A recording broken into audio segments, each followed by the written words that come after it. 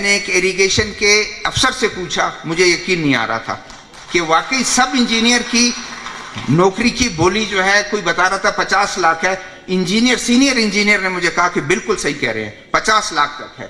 تو جب مجھے بتائیں کہ 50 لاکھ تک سب انجینئر کی نوکریاں جب بکیں گی اور چپڑاسی کی نوکری جو ہے وہ 5 لاکھ یا 8 لاکھ میں یا 3 لاکھ میں بکیں گی, تو نوجوان جس کے ماں باپ نے اس کو پڑھایا ہے بڑی مشکل سے اس کو وہ ہے, تو پھر مجھے بتائیں کہ وہ جو کمزور ہوگا وہ خود ایڈکشن کا شکار ہوگا, اس سے تھوڑا بہتر ہوگا وہ خود جو ہے 2 کلو 4 کلو یہاں وہاں سے لے جا کر اس سے پیسے کمائے گا, اس سے زیادہ مضبوط ہوگا تو پہاڑ کی طرف ہی جائے گا.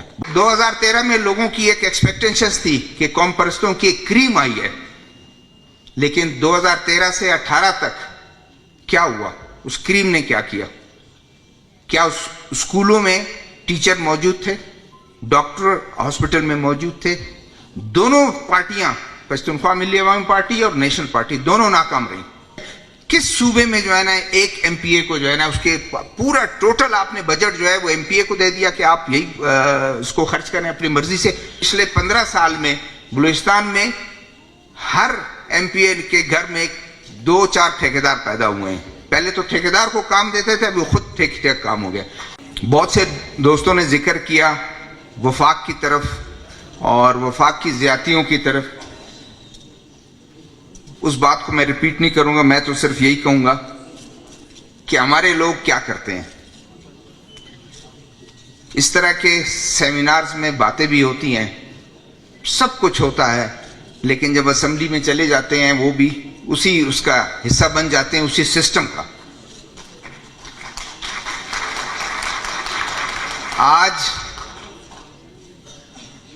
پہلی گورنمنٹ ہے کہ تمام اپوزیشن بھی خوش ہے, اس میں گورنمنٹ کے لوگ تو ہیں خوش, اور اپوزیشن کے جو لوگ بیٹھے ہیں وہ بھی ایک چینج لا کے خوش ہیں, اور آج جو کچھ بھی ہو رہا ہے وہ سب اس کے ذمہ دار بھی ہیں. چاہے وفاق کو آپ نے ایک ریزولوشن پاس کر کے ان کو یہ حق دے دیا کہ آپ یہ کریں, اور ایک خدشہ کوئی کہہ رہا تھا کہ شاید گوادر کے اس احتجاج سے اور اس تمام سے وہ تنگ آ کر وہ پیس جو ہے وہ بھی ایک بلوچستان اسمبلی میں ایک قرارداد پاس کر دی جائے گی کہ یہ بھی وفاق کو دے دیا جائے اس کے انتظام. ڈپٹی کمشنر اسلام آباد جو ہے اس پیس کو وہی وہ اپنا ایک اسسٹنٹ کمشنر بٹھا کے رول کر سکتا ہے, اور ہو بھی سکتا ہے, اس لیے کہ کتنے منٹ لگے اس ریزولوشن کو پاس کرنے میں. بلوچستان اسمبلی نے پاس کیا, کتنی پولیٹیکل پارٹیز نے اس پہ احتجاج کیا, کسی نے احتجاج نہیں کیا, سب خوش ہیں. ریکوڈک پہ اب تک یہ نہیں بتایا جاتا کہ کتنے پرسنٹ بلوچستان کا حصہ ہوگا.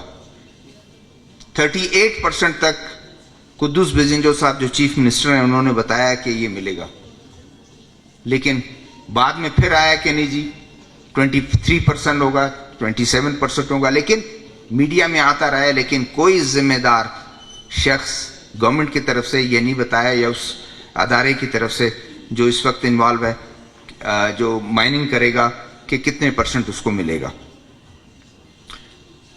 ایک چینج ضرور ہے, لوگوں نے اس تمام باتیں کی, وفاق کی بھی باتیں کی, لیکن شاید ریئلائزیشن پتہ نہیں ہے یا نہیں ہے. عباسی صاحب یہ بتائیں گے اپنی تقریر میں, ان لوگوں کا جو سیاست میں بھی ان کا عمل دخل ہے, پارٹیاں بھی بناتے ہیں, چیزوں کو کنٹرول بھی کرتے ہیں.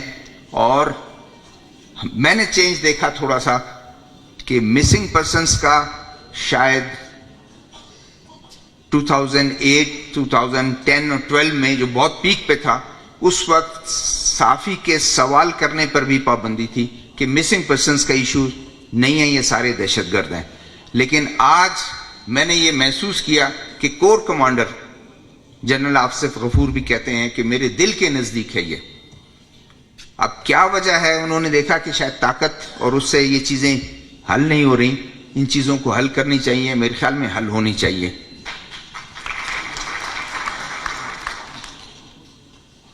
اس وقت بلوچستان کی صورتحال جو میڈیا میں رپورٹ ہوتی ہے, محفوظ علی خان صاحب کہہ رہے تھے کہ کوٹ کیا انہوں نے رفیع اللہ کو, کہ رفیع اللہ کہتا ہے کہ میڈیا میں رپورٹ ہوتی ہیں. میڈیا میں کیا رپورٹ ہوتی ہیں؟ یقین کریں کہ آپ انٹیریئر صوبے میں ذرا چلے جائیں, جا کے آپ کو کریں کہ جو واقعات ہیں اس کا شاید 20% بھی رپورٹ نہ ہوتا ہو. ہدایت الرحمان صاحب اپنے ایک انٹرویو میں, جب یہ ابھی رپوش تھے, میں نے ان سے انٹرویو کیا ایک جگہ کراچی میں, ایک خفیہ جگہ میں نے انٹرویو کیا, وہ شاید چھپ بھی رہے کل یا اس میں وہ یہ کہتے ہیں کہ جو مایوس نوجوان ہیں, سینکڑوں مایوس نوجوان جو شاید ان کا اشارہ ہے کہ بندوق اٹھانا چاہتے تھے, میں نے ان کو پیسفل اور ڈیموکریٹک ریزسٹنس, یہ ان کے الفاظ ہیں, اس طرف میں لایا اور میں کامیاب ہوا. لیکن اس کے ساتھ کیا ہوا چیزیں, وہ ایک الگ بات ہے کہ احتجاج میں کیا ان کی جو محرومیاں ہیں یا ان کی اپنی باتیں ہیں, لیکن میں یہ سمجھتا ہوں کہ آپ بھی جا کر اس چیز کو دیکھ لیں کہ اس وقت لوگ کیوں جا رہے ہیں. اس چیز کو دیکھیں نا, لوگ رخ کیوں کر وائلنس کی طرف کیوں جا رہے ہیں, لوگ پہاڑ کی طرف کیوں نوجوان جا رہے ہیں. اس چیز کو دیکھنا چاہیے. اگر ان چیزوں کو آپ دیکھیں گے, ادروائز پھر آپ کے پاس شاید کوئی وہ نہ بچے, آپ کے پاس کوئی سپیس بھی نہ بچے. سردار عطا اللہ مینگل صاحب مرحوم اللہ تعالیٰ مغفرت کرے, 20 سال پہلے ایک انٹرویو میں انہوں نے کہا تھا کہ, اور شاید میاں نواز شریف صاحب بھی گئے تھے ان کے پاس, تو انہوں نے کہا کہ نوجوان ابھی ہماری بات بھی نہیں مانتے ہیں. نواب اکبر بگٹی بھی یہ کہتے تھے کہ ہمارے سے آپ بات کر لیں, ایک ایسا وقت آئے گا کہ ہماری بات, نوجوان ہماری بھی بات نہیں مانیں گے. تو میرے خیال میں وقت یہ ہے کہ آپ, جو تمام دوستوں نے بات کی, میں اس کو ریپیٹ نہیں کرنا چاہتا, تلاش کریں روٹ کاز کو تلاش کریں. ورنہ اگر گورنمنٹ کو سپورٹ کرنا, نون لیگ کی گورنمنٹ تھی یہاں پر صوبے میں, ایک رات میں سارا چینج لا کر آپ نے تمام لوگوں کو کہا کہ اس طرف چلے جاؤ. نواب ثناء اللہ زہری اکیلے رہ گئے, جو اس کے قریبی لوگ تھے اس کو فون کرتے تھے, 3 دن تک وہ بھی فون بند کر کے وہ نہیں آتے. پھر باپ بنائی گئی, پھر باپ میں چینج لا کے اس طرح لایا گیا. تو یہ چینجز ہم خود بھی, ہمارے جو ممبرز ہیں ان کو بھی دیکھنا چاہیے. جو اس وقت ممبرز ہیں, چاہے اپوزیشن میں بیٹھے ہیں, چاہے باپ کے لوگ ہیں, چاہے دوسری پولیٹیکل پارٹیز کے لوگ ہیں, معذرت کے ساتھ ریوڑ کی طرح جب وہ ہانکا جاتا ہے وہ سارے ادھر دوڑتے ہیں. ہمیں بھی اپنے گریبان میں جھانکنا چاہیے کہ ہم بھی کیٹ پا نہ بنیں. جب ہم کیٹ پا بنیں گے ان کا ٹول بنیں گے, تو پھر وہ ہمیں یہی دیکھیں گے کہ ایک افسر وہ سب اس کو جو ہے تمام لوگوں کو اسی طرح ڈیل کرے گا. میرا اپنا میں نے دیکھا, یہ میری اپنی فیلنگ ہے, میرا فیڈ بیک ہے, نہیں تو جا کے اس کو چیک کر لیں. آج انٹیریئر میں آپ چلے جائیں, لوگوں کا غصہ پہلے بیوروکریسی کے خلاف تھا, آج بیوروکریسی سے ہٹ کے الیکٹڈ لوگوں کے خلاف ہے. کیوں؟ ذکر کیا انہوں نے, رفیع اللہ نے بہت ڈیٹیل میں کہا. واقعی یہ بات ہے کہ ایم پی اے اسکیم, کہ آج کبھی پہلے ایم پی اے اسکیم جو ہے, عباسی صاحب بھی بیٹھے ہیں, مفتہ اسماعیل صاحب بھی بیٹھے ہیں, کس صوبے میں جو ہے نا ایک ایم پی اے کو جو ہے نا اس کے پورا ٹوٹل آپ نے بجٹ جو ہے وہ ایم پی اے کو دے دیا کہ آپ یہی اس کو خرچ کریں اپنی مرضی سے. پھر اس کی مجبوری بن جاتی ہے کہ وہ پولیٹیکل, کیونکہ ہر بندہ آتا ہے کہتا ہے میرے لیے روڈ, میرے لیے وہ, اور پھر روڈ میں جو کچھ ہوتا ہے. پچھلے 15 سال میں بلوچستان میں ہر ایم پی اے کے گھر میں 2-4 ٹھیکیدار پیدا ہوئے ہیں. پہلے تو ٹھیکیدار کو کام دیتے تھے, ابھی خود ٹھیک کام ہو گیا. 2013 میں لوگوں کی ایک ایکسپیکٹیشنز تھی کہ قوم پرستوں کی ایک کریم آئی ہے, لیکن 2013 سے 18 تک کیا ہوا؟ اس کریم نے کیا کیا؟ کیا اس اسکولوں میں ٹیچر موجود تھے؟ ڈاکٹر ہاسپٹل میں موجود تھے؟ دونوں پارٹیاں, پشتونخوا ملی عوامی پارٹی اور نیشنل پارٹی, دونوں ناکام رہی, نہیں کر سکے. اور اس کے بعد پھر یہی ہوئی ایم پی اے اسکیم جو ہے ان کی نظر ہو گئی. وقت میں زیادہ نہیں لوں گا, میں صرف یہی کہوں گا کہ ہمیں اپنے گریبان میں بھی جھانکنا چاہیے.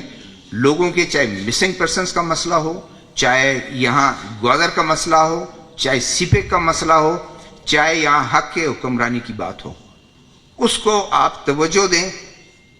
آج حکومت میں وہ مجھ سے کوئی پوچھ رہا تھا کہ روٹ کاز کیا ہے, کیوں اس طرح وہ ہو رہا ہے. میں نے کہا آج بھی نوکریاں چپڑاسی کی 3 سے 5 لاکھ میں اگر بولی لگتی ہے. میں نے ایک ایریگیشن کے افسر سے پوچھا, مجھے یقین نہیں آ رہا تھا کہ واقعی سب انجینئر کی نوکری کی بولی جو ہے کوئی بتا رہا تھا 50 لاکھ ہے. انجینئر سینئر انجینئر نے مجھے کہا کہ بالکل صحیح کہہ رہے ہیں 50 لاکھ تک ہے. تو جب مجھے بتائیں کہ 50 لاکھ تک سب انجینئر کی نوکریاں جب بکیں گی اور چپڑاسی کی نوکری جو ہے وہ 5 لاکھ یا 8 لاکھ میں یا 3 لاکھ میں بکیں گی, تو نوجوان جس کے ماں باپ نے اس کو پڑھایا ہے بڑی مشکل سے اس کو وہ ہے, تو پھر مجھے بتائیں کہ وہ جو کمزور ہوگا وہ خود ایڈکشن کا شکار ہوگا, اس سے تھوڑا بہتر ہوگا وہ خود جو ہے 2 کلو 4 کلو یہاں وہاں سے لے جا کر اس سے پیسے کمائے گا, اس سے زیادہ مضبوط ہوگا تو پہاڑ کی طرف ہی جائے گا. بہت